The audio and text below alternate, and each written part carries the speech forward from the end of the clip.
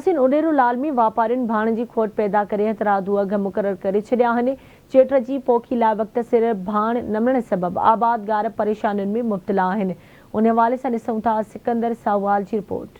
सिंध में आबादगार मुआशी तौर बदहाल लगा पिया आहिनि। को बि आबादगार जॾहिं को फसल पोखींदो आहे त उन लाइ पाणी ऐं ज़रई भाण जी ज़रूरत पवंदी आहे, पर जेकॾहिं उहे ॿई शयूं वक़्त सिर न मिलनि त पोइ आबादगारनि लाइ कुझु बि नथो बचे। सिंध में हथरादू भाण जी खोट पैदा करे उनखे ब्लैक ते विकिरो कयो पियो वञे। अहिड़ी तरह उडेरूलाल में बि वापारियुनि भाण खे अंडरग्राउंड करे छॾियो आहे, जंहिं करे आबादगार सख़्तु परेशान थी विया आहिनि। अचो त उन सिलसिले में खान मालूम कयूं त हू आवाज़ न्यूज़ सां पंहिंजा वीचार कहिड़ी रीति था वंडीनि।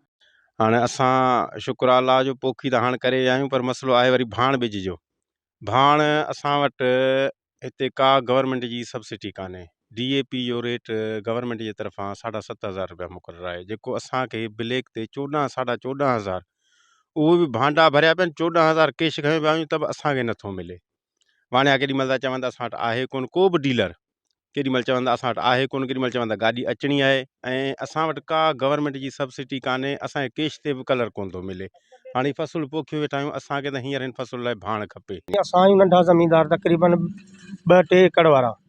हाणे अॻे असांखे DAP बोरी मिलंदी 4 खां 5,000 रुपया, उहा बोरी हींअर ब्लैक ते हले पई 13,500, पर ब्लैक ते बि कान थी मिले।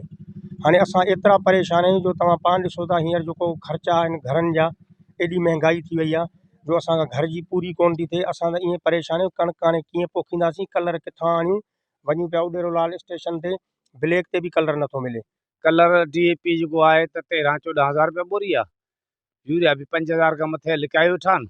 उन स्टेशन में गोदाम भरिया पिया आहिनि, असांखे मिले ई कोन थो। असां वॾा परेशान थिया आहियूं। जे वक़्त खां वठी लॻायूं त वरी ॿिज जेको 3800 रुपया मण वियो आहे, त हींअर असांखे 11,000 रुपया मण बि नथो मिले, 10,000 बि नथो मिले। उहो बि रुलाइन पिया ब्लैक ते आहे।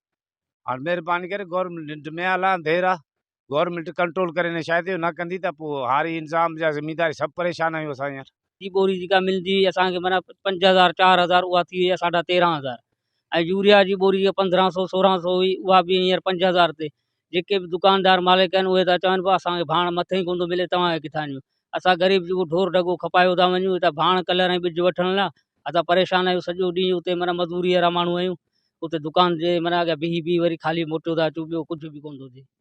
मटियारी तहलके जे शहरनि उडेरूलाल समेत समूरनि शहरनि में वापारियुनि हथरादू भाण जी खोट पैदा करे छॾी आहे त उहा रुॻो उन तहलके ताईं महदूद न रहंदी, पर भाण ज़ख़ीरो कंदड़ उन बहरान खे वधीक संगीन कंदा ऐं हू अज़र ॼाणाईंदा त भाण मार्केट मां मिले ई कोन पियो। तंहिं करे उहे पंहिंजे पसंदि जा पैसा वठी आबादगारनि खे वधीक कंगाल करण जी कोशिशि कंदा। त आबादगार अॻु में ई मुआशी तौर तबाहाल आहे। जेकॾहिं ज़रई भाण बि उन खे घणे अघ में विकिरो कयो वियो या खोट ॼाणाइण न ॾिनो वियो त आबादगारनि लाइ फसल उपाइण मसइलो थी वेंदो। तंहिं करे उन मामले ते संजीदगी अख़्तियार करण जी ज़रूरत आहे। इंतिज़ामिया ऐं लाॻापियल अख़्तियारूं उन मामले खे हल करण लाइ अॻियां अचनि ऐं त जीअं आबादगार खे वक़्त सिर भाण मिली सघे ऐं उहे पंहिंजा फसल बहितर नमूने उपाए सघनि। कैमरा टीम सां गॾु फ़कीर सिकंदर साहवाल, आवाज़ TV उडेरूलाल।